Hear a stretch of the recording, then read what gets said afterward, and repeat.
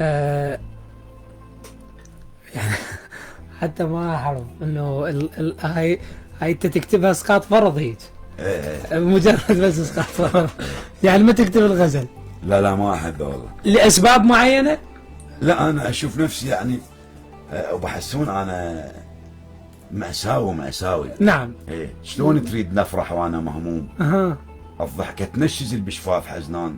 الله. ترى الخلص حياته جروح بجروح ما ينقاس ويا انسان بطلان. الله. اللي يزرع ورد يشتم عطر بي، والخانق تحصله بروحه غرقان. اها. وانا بقد الحزن بي ينزرع يظل يعزف الحانه بطول ريان. الله. الحمل ماله لمتني وانا متعوب، عدلت بحيل حمل بغير عوان. الله. يقتلني اللي يسولف على الدواوين، اللي ما يعرف يكذب بجوه فنجان. الله. الحطب يحرق بروحه ويشتعل نار، بس سوالفه يخلصها دخان. الله الله. الله عليك يا غالب.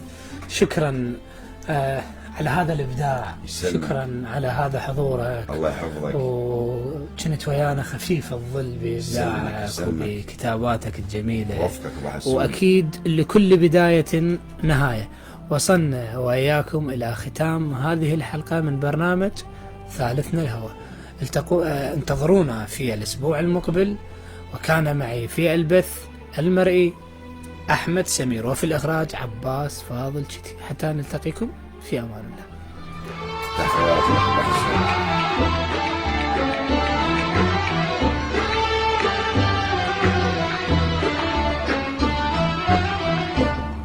حاسبينك مثل رمش